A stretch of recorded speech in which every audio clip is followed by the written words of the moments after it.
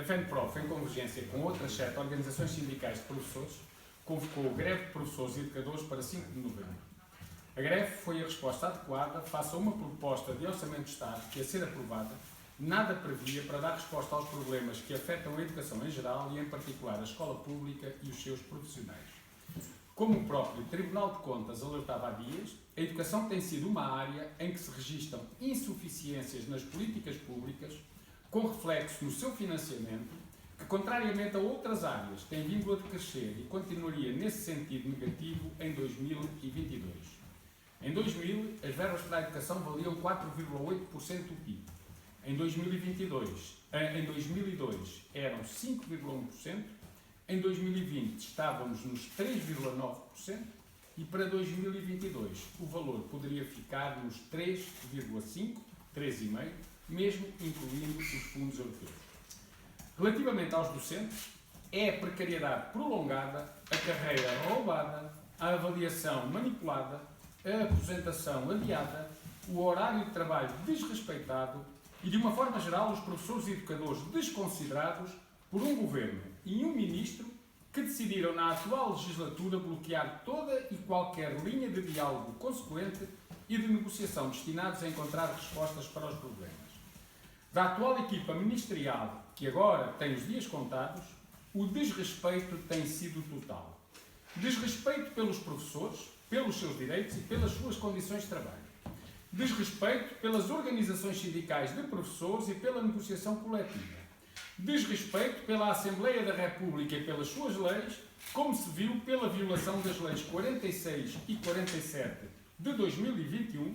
que previam soluções para situações de precariedade dos docentes. Desrespeito pelos seus próprios compromissos, o último dos quais era a revisão negociada do regime de concursos para colocação de docentes que, diziam e comprometiam-se os responsáveis do Ministério, ocorreria em outubro,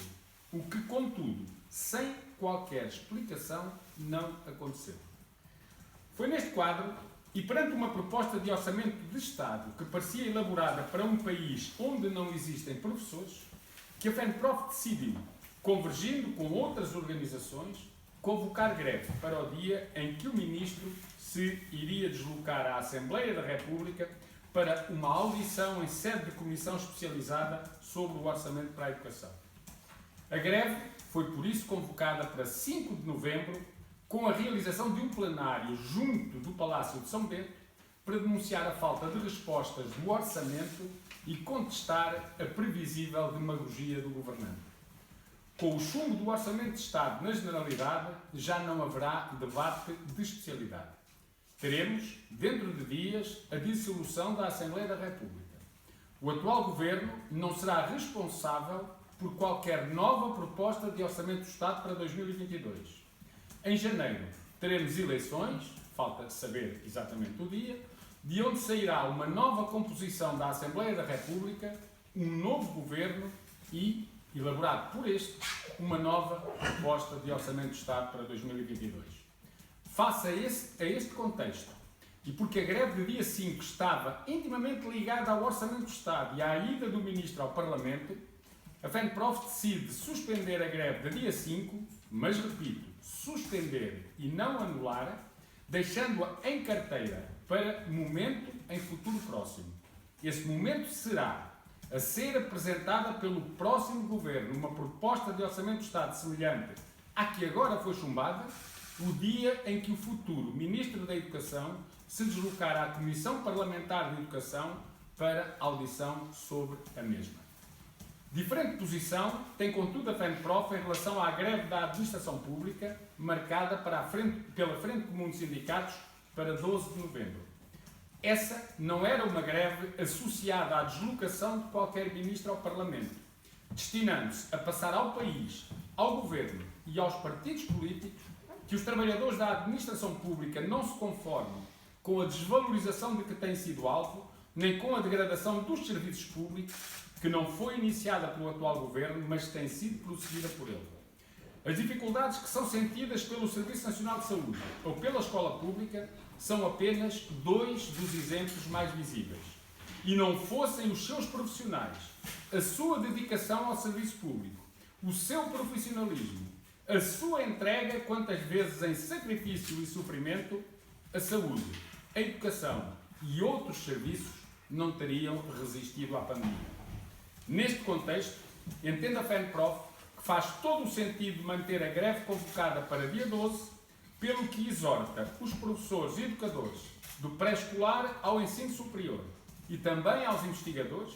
que no dia 12 juntem o seu protesto e as suas exigências às dos demais trabalhadores da administração pública, contribuindo para que essa seja uma grande greve e uma grande resposta, não apenas aos governantes, como a todos os níveis de poder. Que seja ainda uma grande manifestação de solidariedade para com todos os portugueses que têm direito a serviços públicos de qualidade, pois descontam, e não é pouco, para esse fim. A FENPROF decide ainda manter a greve ao sobretrabalho. Esta greve tem hoje razões ainda mais fortes para se realizar. Como se os professores não estivessem já sobrecarregados com trabalho, boa parte, inúteis tarefas burocráticas, que lhes consomem horas em frente ao computador, a preencher plataformas e mais plataformas. Em muitas escolas, a conhecida falta de professores está a ser resolvida, entre aspas, claro, com a atribuição de mais serviço a professores que já têm os horários completamente preenchidos. E fazem-no quer através de serviço extraordinário, muitas vezes para além do que a lei estabelece como normal, quer preenchendo espaços nos horários, designadamente de reduções de componente letiva, que não podem ser preenchidos com atividade letiva, ou seja, com aulas e outras atividades diretas com alunos. Isto, para além dos professores também estarem a ser sobrecarregados com horas de formação e de reuniões que ultrapassam largamente os limites legalmente fixados do horário de trabalho, que, como se sabe, são 35 horas semanais. A FENPROF decidiu ainda prosseguir com a recolha de assinaturas dos professores para a petição em que se reclama justiça, efetivação de direitos e respeito pelo horário de trabalho. No entanto, essa petição, que já estava em vias de ser entregue na Assembleia da República, já não será entregue na atual legislatura para não se perder com a dissolução do Parlamento, mas sim será entregue no primeiro dia de funções da que resultar das eleições, que se irão prazo de 31 de março próximo, como data limite para a imposição a todo o país do processo de municipalização na educação. Tendo em vista as eleições legislativas, será levado por diante um conjunto de iniciativas destinado a comprometer os partidos com medidas que deem resposta aos problemas da educação, das escolas e dos professores, incluindo debates e a divulgação de materiais para que sejam publicamente conhecidos os programas partidários em matéria de educação. Continuaremos também a acompanhar o desenvolvimento dos planos de recuperação nas escolas e as dificuldades que estas estão a sentir para a sua plena concretização. Iremos fazer um grande levantamento nacional sobre a falta de professores e principalmente a forma como nas escolas essa falta está a ser superada, quer com medidas que desrespeitam a lei, quer com o recurso em muitas escolas a pessoas sem qualificação para a docência. Vamos trabalhar também na elaboração de uma proposta de avaliação do desempenho docente que apresentaremos à futura equipa ministerial, procurando dessa forma. Penso que tudo que havia a esclarecer está esclarecido, em relação ao dia 5, ao dia 12, à greve ao sobre o trabalho, e portanto parece-nos que é clara esta posição. Portanto, como disse, o dia 5 foi marcado precisamente porque era uma data em que havia um determinado facto. Esse facto era relacionado com o orçamento e, portanto, tinha a ver com a deslocação do Ministro à Assembleia. Era lá que ele estava, era esse o dia escolhido. Não havendo, há motivos para a greve, há motivos para protesto, há motivos para reclamar, há motivos para exigir, mas claro que, havendo greve no dia 12, parece-nos a nós que ia ser um momento oportuno de nos juntarmos aos outros setores, aos médicos, aos enfermeiros, aos trabalhadores da administração local, da administração central, da segurança social, a todos, afirmando aquilo que é geral, que é comum, que são muitas das nossas reivindicações, contra a desvalorização dos trabalhadores em geral Também relacionado com esta questão do, quer dizer, nós perdemos entre 2009 e 2021 11% do poder de compra e o Governo tinha uma proposta para aumentar, se assim se pode dizer, o salário em qualquer coisa como, para quem tem um salário ilíquido, por exemplo, de 2.000 euros, qualquer coisa como 66 cêntimos por dia. Portanto, quer dizer, não é valorizar, é fingir que se faz isso e isso não é aceitável. Pronto, mas juntando no dia 12 toda esta torrente de insatisfação dos professores, parece-nos que é um momento oportuno e importante também para os professores fazerem sentir, digamos, aquilo que é o seu mal-estar neste momento, numa profissão na qual têm dado tudo o que podem e tudo o que de melhor se lhe exige para conseguirem, seja em pandemia, à distância, seja nas escolas, que os seus alunos obtenham os melhores resultados possíveis. Esperam também marcar a campanha das legislativas com o tema da educação? Sim, as legislativas, nós sabemos que vale o que vale, o Partido Socialista no seu programa eleitoral tinha um conjunto de compromissos que qualquer professor subscreveria e depois sabia-se, íamos agora para o penúltimo orçamento da legislatura e nada disso estava sequer previsto, o orçamento era zero, portanto não tinha nada, mas seja como for, nós iremos com certeza neste período, e o que estamos a pensar fazer é lá, para além de promover debates nas regiões, também promover um grande debate, portanto, neste caso em webinar, para permitir uma participação maior dos professores com a presença dos partidos, divulgar quais foram as posições e propostas dos partidos ao longo desta legislatura, ou se quisermos destes 6 anos até, nestas 2 legislaturas, para as questões dos professores, enviar um conjunto de perguntas muito concretas aos partidos sobre o que é que defendem para determinado tipo de problemas, que soluções têm,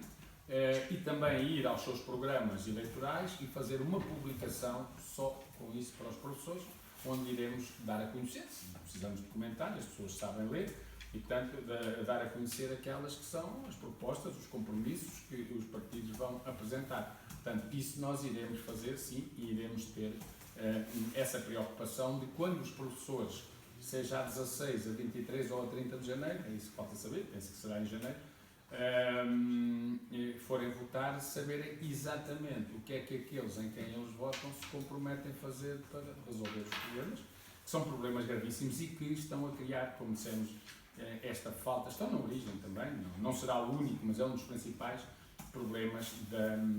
da falta de professores. Quer dizer, ninguém vai para uma profissão onde tem que ter uma qualificação elevada, onde tem que fazer, neste momento, um mestrado e depois passa 16 anos ou 20 anos em precariedade a centenas de quilómetros de casa, cada ano numa ponta do país, em que tem uma carreira onde nunca consegue chegar ao topo porque tem um conjunto de impedimentos que, ao longo da carreira que não o permitem, e onde sabe que um dia destes, quando sair de lá, sai de rastros, porque, enfim, o desgaste é tremendo e a aposentação cada vez foge mais e depois com condições de trabalho bastante negativas. E, portanto, ou há uma resposta, o Governo até sabe disso, o programa eleitoral do Partido Socialista até dizia precisamente que para resolver o problema da falta de professores, o envelhecimento dos que estão, havia que criar medidas de atratividade para a profissão. Só que nunca as criou, portanto os problemas são aqueles que nós todos conhecemos.